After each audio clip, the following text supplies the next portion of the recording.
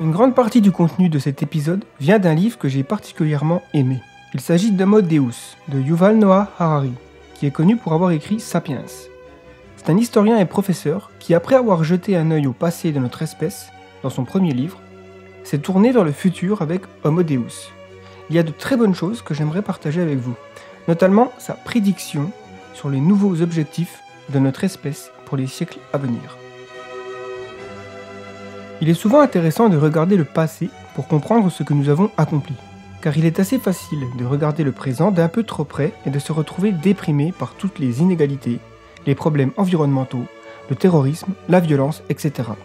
En réalité, nous nous trouvons à une époque charnière où pour la première fois, nous avons réussi à enlever une grosse épine de notre pied, ou plutôt 3 grosses épines, selon Yuval Noah Harari. En fait, pour le dire simplement, nous avons réussi à mettre fin aux 3 plus gros problèmes qu'a fait face notre espèce depuis le début de son histoire. Effectivement, si vous ouvrez les bouquins d'histoire, ou si vous regardez des documentaires, vous constaterez 3 obstacles récurrents qui ont eu la fâcheuse tendance à se mettre sur notre chemin. La famine, les épidémies et la guerre. Alors je sais ce que vous vous dites. C'est quoi cette connerie? Gaëtan a complètement craqué. La famine, les épidémies et la guerre, c'est encore d'actualité. On n'en est pas du tout débarrassé. Stop! Avant que vous ne cliquiez sur le bouton de désabonnement, laissez-moi entrer un peu plus dans le détail. Pendant des millénaires, la famine, les épidémies et la guerre ont été les pires ennemis de l'humanité. Et nous avons tout tenté pour gagner la bataille. C'étaient les 3 objectifs principaux de l'humanité. Nos ancêtres ont prié un nombre inconsidérable de dieux, déesses, anges et esprits dans le but d'obtenir de l'aide contre ces 3 tourments. Ça n'a pas marché. Nous avons essayé toutes sortes de systèmes politiques et modèles économiques. Ça n'a pas marché non plus. Mais au cours des 2 derniers siècles, en grande partie grâce à l'ingéniosité de notre espèce et au développement scientifique, nous avons pris le contrôle sur la famine, les épidémies et la guerre. Nous avons donc gagné la bataille et accompli nos objectifs. Alors oui, il y a encore des conflits dans le monde, des maladies et des gens qui meurent de faim. Mais ces 3 problèmes sont passés du statut de force incontrôlable de la nature à quelque chose que l'on connaît, et dont nous avons de plus en plus les moyens de prévenir et de lutter contre. Et ça, c'est une première et un tournant. Prenons chaque problème un par un pour comprendre. La famine. Il ne faut pas être historien pour savoir que la famine a accompagné l'humanité depuis le berceau de la civilisation. Jusque récemment, la majorité des humains vivaient dans des conditions très rudes, où la moindre erreur ou un peu de malchance pouvait facilement être synonyme de peine de mort pour le village tout entier, qui se retrouvait sans nourriture. Lorsque la sécheresse frappait l'Inde ou l'ancienne Égypte, il n'était pas rare que 5 à 10% de la population périsse. Les provisions étaient trop justes, le transport trop lent et cher, et les gouvernements étaient bien impuissants face aux caprices de la nature. Mais aujourd'hui, il y a plus de personnes qui meurent de trop manger que de ne pas assez manger. Et ça, c'est vraiment un fait qui était inimaginable il n'y a serait-ce qu'un siècle. Et encore plus si on remonte loin dans le temps. Il n'y a officiellement plus de famine naturelle dans le monde. Uniquement des famines politiques. Si en 2018, un être humain meurt car il n'a pas eu assez à manger, que ce soit en Syrie, en Corée du Nord ou en Somalie, ce n'est pas dû à une cause naturelle, comme c'était le cas dans le passé, comme une invasion de sauterelles, un hiver rude ou une maladie dans les champs. Mais c'est bien parce qu'un leader politique, un gouvernement ou une idéologie a permis à cet être humain de mourir de faim. En vérité, trop manger est devenu un problème bien plus grave que la famine. C'est dire l'évolution. Les épidémies.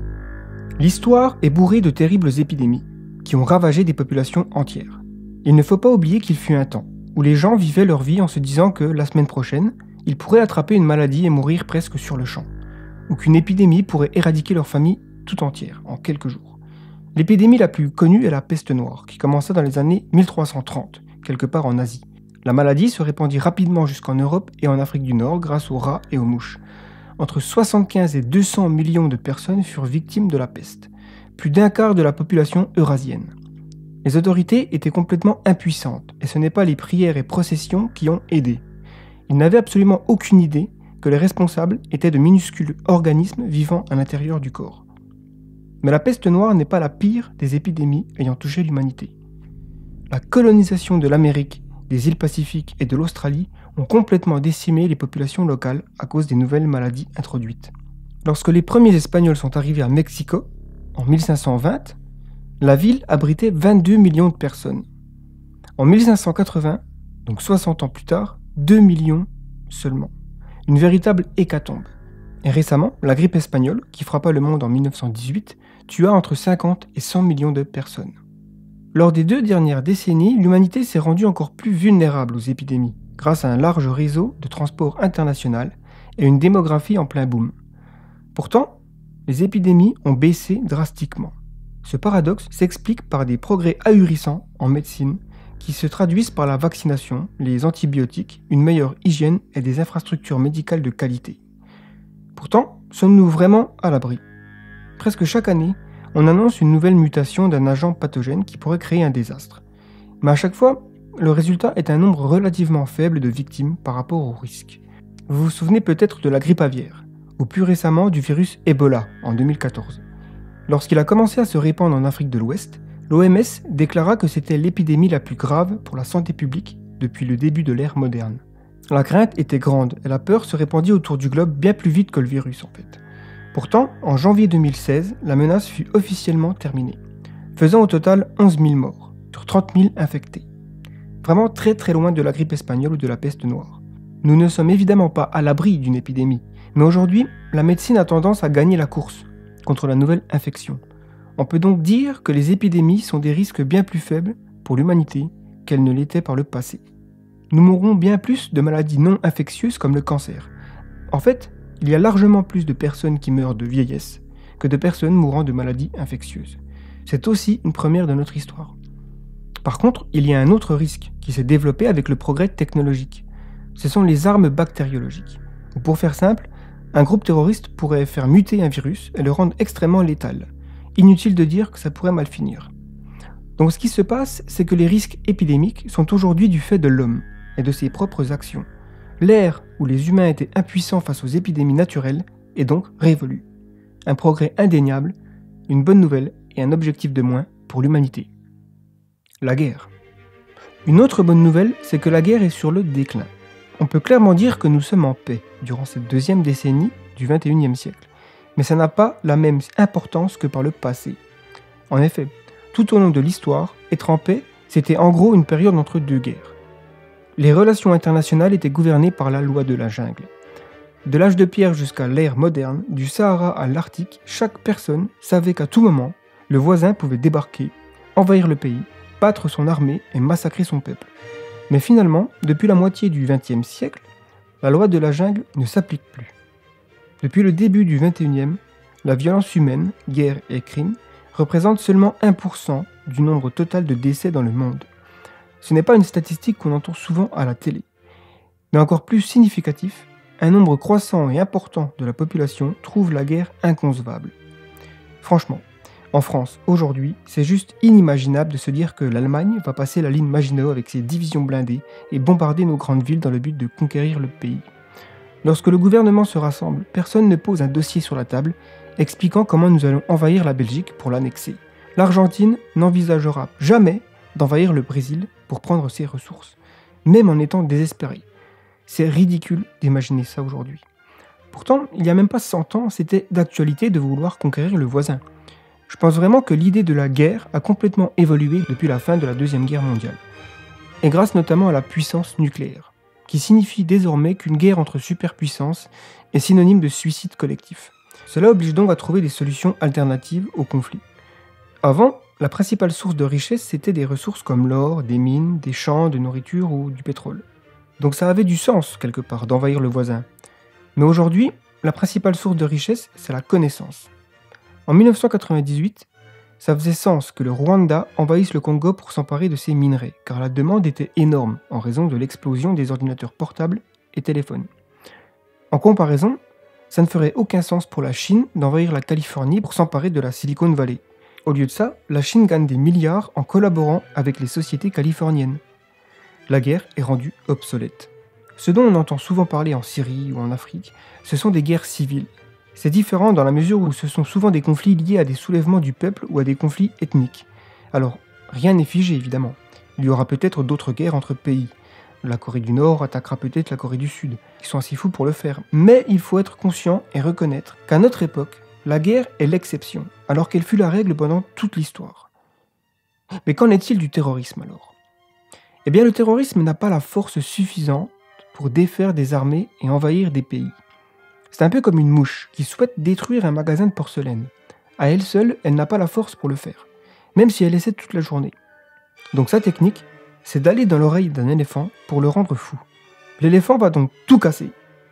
C'est ce qui s'est passé en Irak et en Syrie.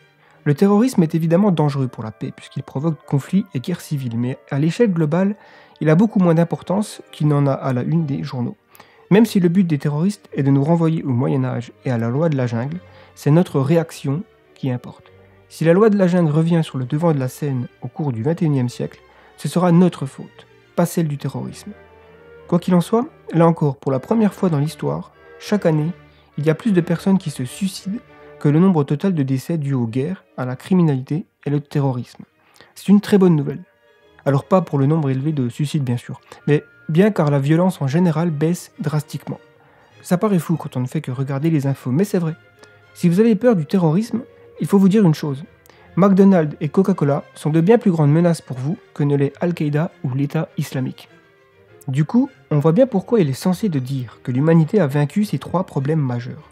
Et si aujourd'hui on entend encore parler des famines, d'épidémies et de guerres, c'est en grande partie dû à des problèmes politiques ou à de l'incompétence quelle qu'elle soit, et pas de notre ignorance et impuissance. Ceux qui pensent que le monde est un endroit violent, affamé et malade n'ont probablement aucune idée à quel point c'était pire dans le passé. On ne peut pas renier tous les progrès que l'humanité a accomplis au cours du XXe siècle. Avoir conscience de cela, c'est se tourner avec optimisme vers le futur, en sachant que nos efforts engendrent des résultats. Si les gens continuent à souffrir de la famine, des épidémies ou de la guerre au XXIe siècle, nous ne pouvons plus accuser les forces de la nature ou la volonté divine. Pour la première fois, il est en notre pouvoir de réduire ces souffrances. C'est donc une nouvelle phase dans l'histoire de notre espèce. La question qui se pose désormais c'est « Et maintenant, qu'est-ce qu'on fait ?» Car oui, maintenant que les 3 plus gros problèmes sont résolus, ou en train de l'être, quelles seront les nouvelles priorités de l'être humain durant les prochains siècles? Quels sont nos nouveaux objectifs? La lutte contre la faucheuse. Dans la continuité de la lutte contre la famine et les épidémies, l'humanité va tenter de dépasser complètement sa limite biologique la plus contraignante, le fait de mourir de vieillesse. Selon la Déclaration des droits de l'homme, adoptée par l'ONU après la Seconde Guerre mondiale, le droit à la vie est la valeur la plus fondamentale de l'humanité. Et vu que la mort viole carrément ce droit, alors notre espèce se doit de lutter face à ce crime contre l'humanité. Logique, non? C'est en tout cas le point de vue d'un groupe grandissant de scientifiques, philosophes et médecins. Si on regarde encore une fois l'histoire, la religion gouvernait le monde bien plus qu'aujourd'hui. Et la mort vue par la religion, c'est quelque chose de tout à fait normal, puisque c'est la volonté de Dieu. Sans parler du fait que la mort n'était pas du tout la fin de l'existence. Imaginez le christianisme, l'islam ou l'hindouisme sans le concept de paradis, enfer ou réincarnation. Du coup, personne ne s'est dit que ce serait bien de ne pas mourir. Mais pour le monde moderne et la science actuelle, la mort n'est pas un mystère métaphysique qui donne du sens à notre vie. C'est ni plus ni moins qu'un problème technique que nous pouvons et devons résoudre. Alors bien sûr, tout le monde ne partage pas cet avis.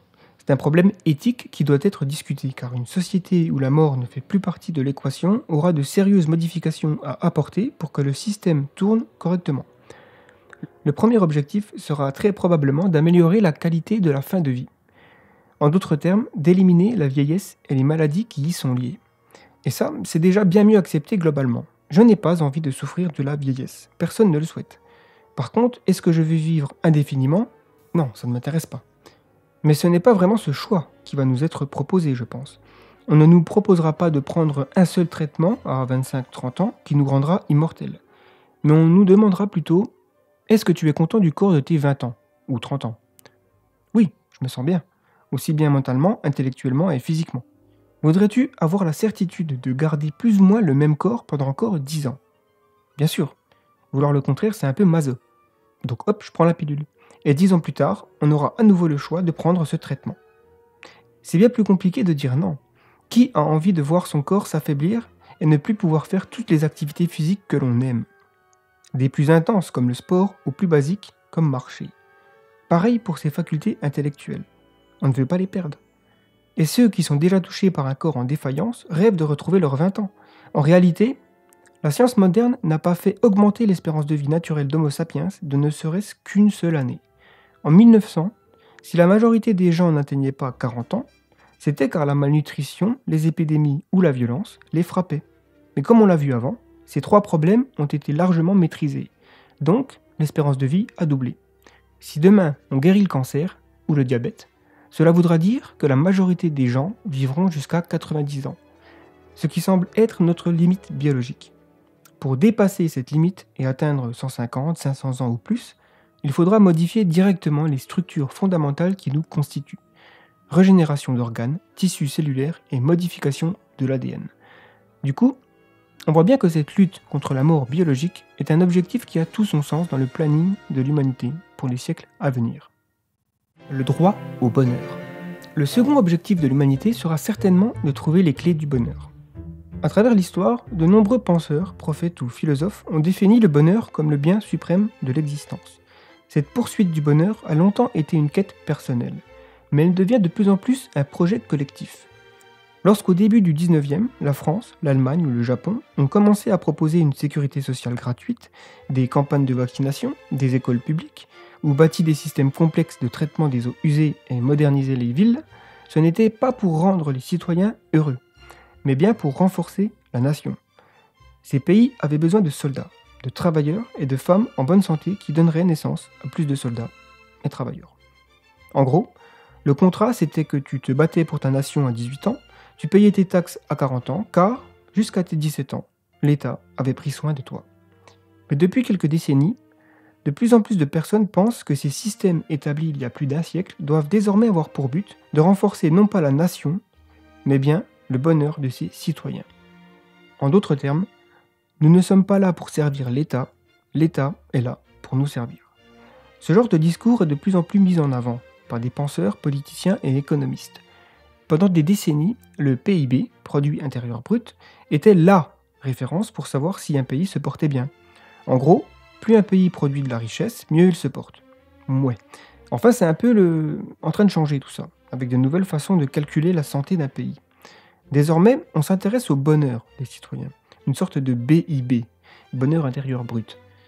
Et les modèles scandinaves s'avèrent au top de l'échelle. Les gens ne veulent pas produire, ils veulent être heureux. D'autant plus qu'avec l'automatisation du monde du travail, une énorme partie de la production d'un pays sera assurée par les machines et intelligence artificielle. De plus en plus de projets visant à préparer les sociétés de demain sont mis sur la table. Revenu universel garantissant à chaque citoyen d'être, quoi qu'il arrive, au-dessus du seuil de pauvreté, infrastructure universelle offrant à tous éducation gratuite, université, accès à la santé, voire même maison et résidence. Côté médecine, des milliards sont investis chaque année dans la recherche pour venir à bout des maladies, qui sont encore source de beaucoup de souffrances, comme le cancer, le sida, la malaria ou encore les maladies génétiques. Ces efforts soulignent bien l'envie de libérer l'humanité des souffrances injustes. Bref, on sent bien que le deuxième objectif de l'humanité sera l'accès au bonheur pour le plus grand nombre. Si la famine, les épidémies et la guerre sont en voie d'extinction, si l'espèce humaine vit une période de paix et de prospérité jamais vue auparavant, et si l'espérance de vie augmente drastiquement, alors on devrait tous finir par être heureux, non ?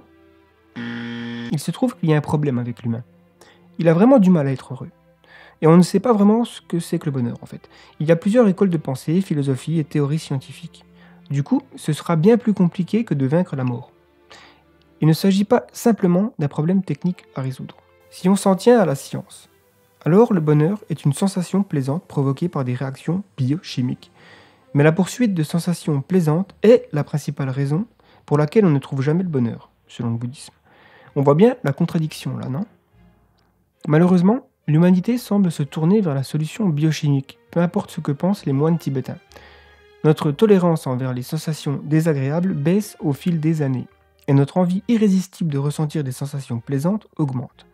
Le marché économique l'a bien compris en proposant chaque année de nouveaux antidouleurs, des parfums de crème glacée inédits, des matelas encore plus confortables et des jeux toujours plus addictifs sur smartphone. Le but, c'est que vous ne vous ennuyez surtout plus jamais en attendant le bus. Le problème, c'est que Homo sapiens n'a pas évolué pour ressentir un flot constant de sensations plaisantes. Si c'est ce que nous voulons, alors les crèmes glacées et les smartphones n'y feront rien. Il sera nécessaire de changer notre biochimie et modifier nos corps et esprits.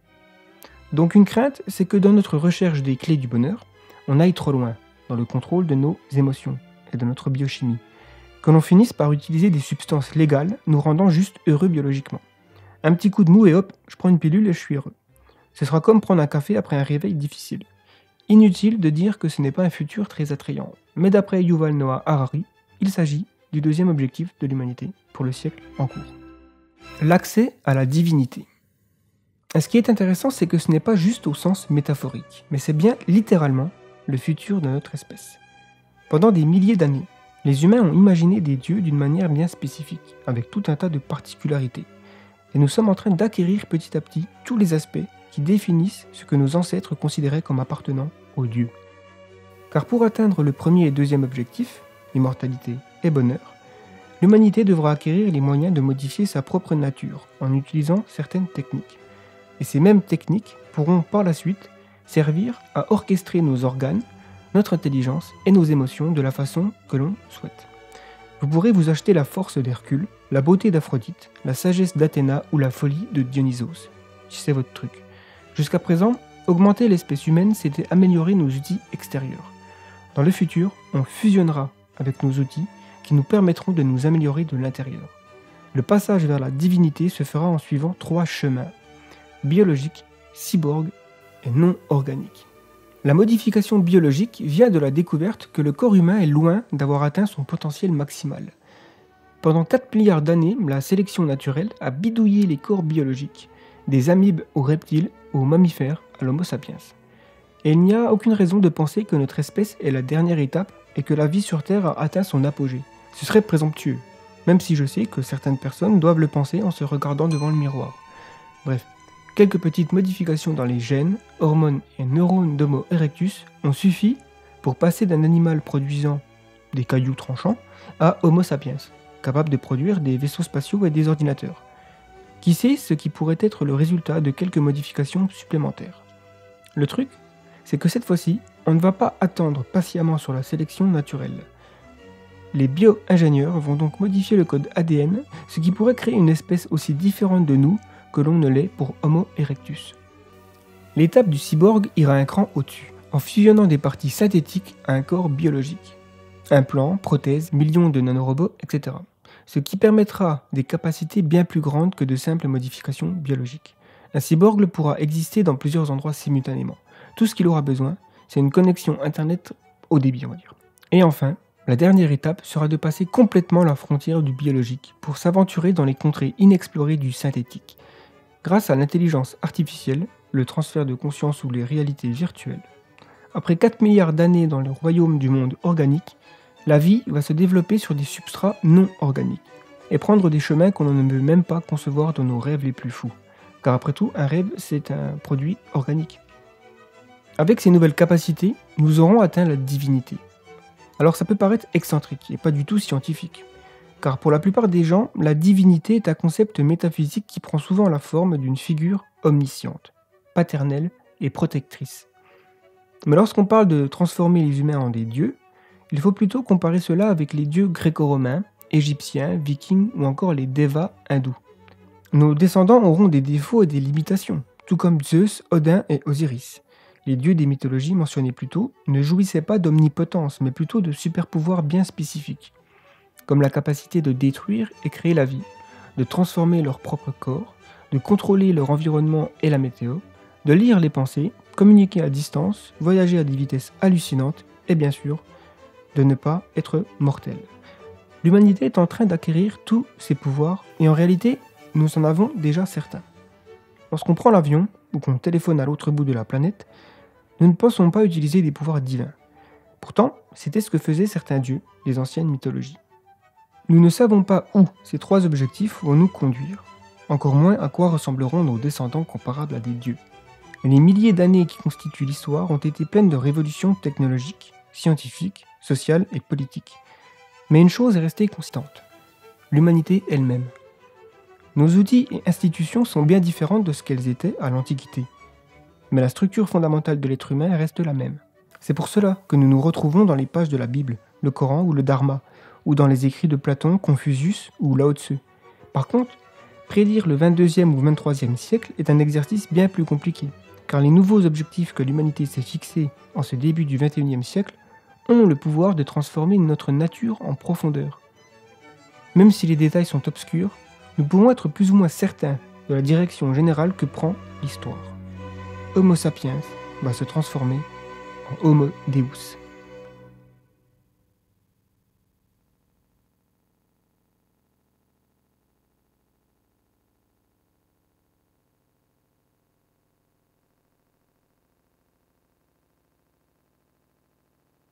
Et c'est ainsi que s'achève cette très longue vidéo, peut-être la plus longue qu'on ait faite. Si vous aimez les longs formats, n'hésitez pas à nous le dire, ou si vous préférez peut-être des courts, dites-le nous aussi dans les commentaires. Si vous avez aimé cette vidéo, n'hésitez pas à la partager. Vous pouvez vous abonner à la chaîne pour ne rien manquer. Je vous invite également à visionner les fictions que nous créons à travers notre studio de production Enora Studio. Vous y retrouverez des séries digitales de science-fiction, évidemment. Articles, histoires courtes de science-fiction, podcasts, si vous en voulez plus, rendez-vous sur le blog The Flares. L'avenir est une nuit noire dans laquelle nous ne pouvons pas nous permettre d'avancer aveuglément. C'était Gaëtan, pour le collectif The Flares. Nous sommes vos fusées éclairantes, nous sommes The Flares. Merci et à bientôt!